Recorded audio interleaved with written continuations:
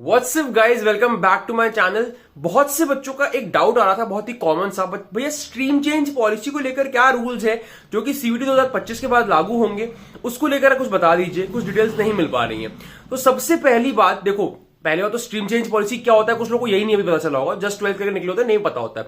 अगर आप मान लीजिए साइंस के बच्चे हो और आप चाहते हो आप आर्ट्स का कोई कोर्स कर लो, लाइक मान लो आपने 12th में पढ़ा है पीसीएम या पीसीबी, बट आप चाहते हो कि मैं पॉलिटिकल साइंस ऑनर्स कर लूं या हिस्ट्री ऑनर्स कर लूं, तो इस तरह की चीज इसमें आपने क्या किया, आपने अपने साइंस को छोड़ के आप चले गए किसमें, आर्ट्स में चले गए। तो ये आपने स्ट्रीम को चेंज किया, इसी को स्ट्रीम चेंज कहते हैं। इवन ये इस उल्टा भी कर लो, मान लो आपने आर्ट्स पढ़ी है और आप चाह रहे हो भैया मुझे कॉमर्स का बीबीए करना है, बीकॉम करना है, तो क्या ये पॉसिबल है? क्या ये स्ट्रीम चेंज पॉलिसी अलाउ होती है कि नहीं होती है?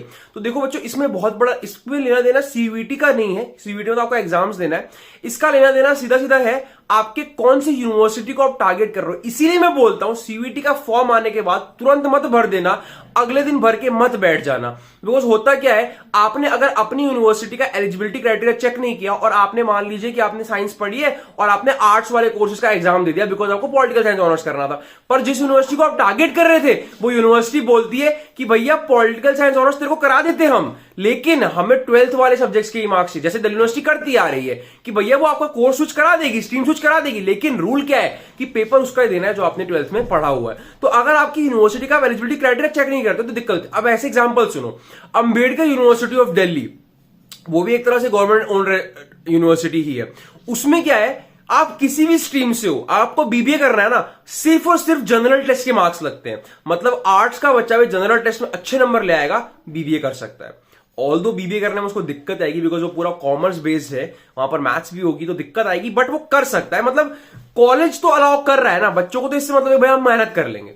जामिया को देख लो, अगर मान लो आप कोई साइंस के बच्चे हो या इवन आप मान लो आर्ट्स के हो, कॉमर्स किसी सब्जेक्ट के बच्चे हो, आपको मान लो इकोनॉमिक्स ऑनर्स करना है, तो जामिया को सीयूईटी में सिर्फ इकोनॉमिक्स के मार्क्स से मतलब है, सिर्फ इकोनॉमिक्स। मतलब उस 200 में से आप कितने लाए या उस 250 में से आप कितने लाए, जामिया आपको उसी बेसिस पे एडमिशन दे देगा। तो ऐसे डिफरेंट डिफरेंट एलिजिबिलिटी क्राइटेरिया होते हैं डिफरेंट डिफरेंट कॉलेज के, बट दिल्ली यूनिवर्सिटी का ऐसा नहीं है। अब तक तो उसका यही था, उसमें चलती है सब्जेक्ट मैपिंग। मतलब अगर आपको इकोनॉमिक्स ऑनर्स करना भी है ना, उनको इस बात से मतलब नहीं है कि आपने पेपर किस चीज का आप देना चाह रहे हो, उनको इस बात से मतलब है कि आपने 12th में क्या पढ़ा था, जो आप 12th में पढ़ के आ रहे हो उसी का, उन्हीं सब्जेक्ट्स का आप एग्जाम दे सकते हो, तभी आपके सब्जेक्ट मैप होंगे। सब्जेक्ट मैपिंग कैसे करते हैं मैं धीरे धीरे बताऊंगा आने वाली वीडियोस में, बट फिलहाल ये समझ लो कि आपकी डिफरेंट डिफरेंट यूनिवर्सिटी का एलिजिबिलिटी क्राइटेरिया डिटरमाइन करता है इस बात को कि आप स्ट्रीम चेंज कर पाओगे कि नहीं कर पाओगे। अब भैया कैसे चेक करेंगे, जैसे ही सीयूटी यूजी के फॉर्म आते हैं ना, उसके आने के कुछ 1 या 2 दिन बाद या मैक्सिमम 1 हफ्ते के अंदर अंदर ही सारी यूनिवर्सिटी अपना एलिजिबिलिटी क्राइटेरिया लॉन्च कर देती है कि हमारा क्या हिसाब है।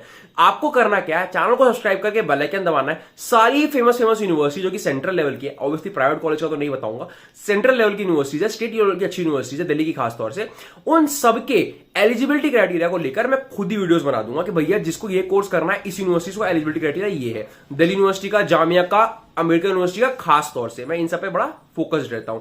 तो आपको पूरा कुछ भी नहीं करना है, चैनल को सब्सक्राइब करना है, बेल आइकन दबाना है। आपको सारी एलिजिबिलिटी क्राइटेरिया की नॉलेज मैं दूंगा, फॉर्म मैं खुद भरवाऊंगा। बस फॉर्म के आते ही किसी भी वीडियो को देख के जल्दी में मत भर देना, वेट करना कि मैं आपको एलिजिबिलिटी समझा दूं, आप कोई गलती मत कर दो, बिकॉज अगर आपने एक बार फॉर्म गलत भर दिया ना भैया, खत्म हो गया।